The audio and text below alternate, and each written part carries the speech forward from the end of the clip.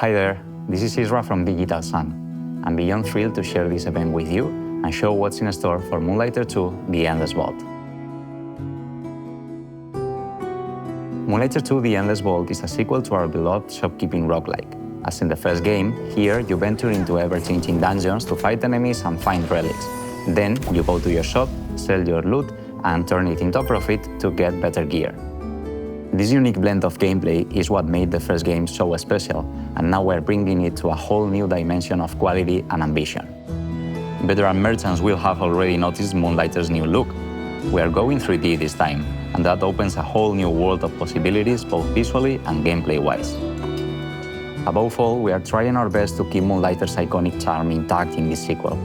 Talking about new dimensions, this entry begins in Dresna, a plot-brimming town. Here, Will finds himself stranded after one of his adventures. He won't be alone, though. Old and new faces will join him along the way, including fan favorites like Andre the Blacksmith or Eris the Witch. Here's where Will open his new shop too, although we'll come to that later.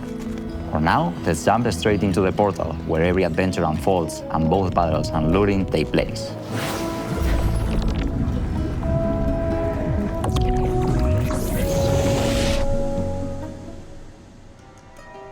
Countless unpredictable perils await in the ever-changing lands of Moonlighter 2.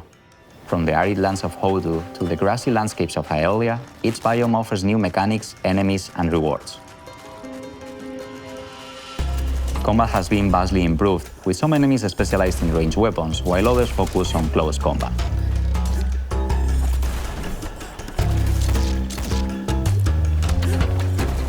This allows for frantic combat situations where enemies force you to move around the map non-stop until you find the best way to tackle each room. Once you clear a room, several things can happen. You might find a perk, in-run effects that can increase Will's power and unlock new abilities. This is something completely new to Moonlighter series, and we are convinced that you will save your playstyle and change the way you see battles. The other option might sound familiar to veteran merchants, as you can also stumble upon a chest. Inside, you'll find tons of priceless relics. Depending on where you place them, relics will unleash all kinds of effects. One cool example is how some relics in the scorching lands of Hotu burn adjacent ones. Needless to say, you can just fill your backpack with random stuff. Backpack management will influence the outcome of your expeditions. Unlike in the first game, you'll be able to see the base value of each relic, although backpack effects can double or triple your profit. Now, your backpack is full of loot. What are you going to do? Will you take the risk of losing it all and keep exploring, or will you go back home while it's still safe? It's up to you.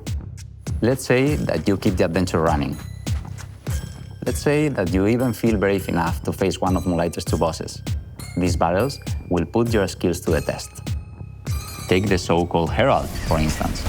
This is one of the first bosses of the game, and shows how the combat has evolved since the first Moonlighter.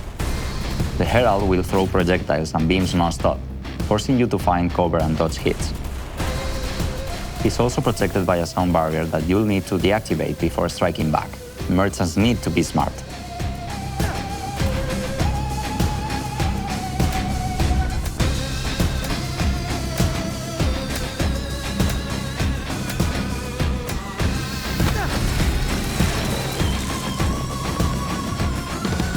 Moving to this other boss, this one is all about keeping the distance.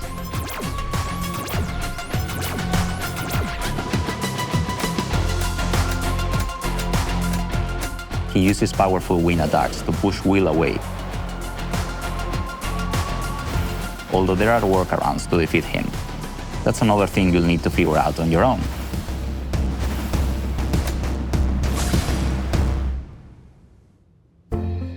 It doesn't matter how far you get. Successful runs leads to the same place, your shop. The shop is where you put a price on your loot and try to get the best deals. There are ways to influence the outcome. For now, all I can say is, haggle hard, sell harder. Well, there's actually something I can already share with you. Just like the perks in the dungeons, you can also unlock special effects each time you open your shop. They can potentially skyrocket your profit, unleashing powerful synergies and selling streaks. You never know what will happen when you open your shop. That's why we call it a shopkeeping roguelike after all. Now that you have some coins, you might be wondering what to do next. Well, I suggest paying your friends a visit to get better gear. Andre the blacksmith will be incredibly helpful with that, as he can craft and hone an arsenal of weapons for you. In this entry, Will has a wide array of tools at his disposal, from his trusty old broom, his backpack,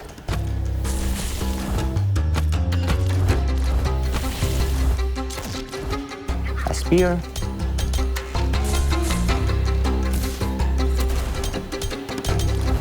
a sword, and more.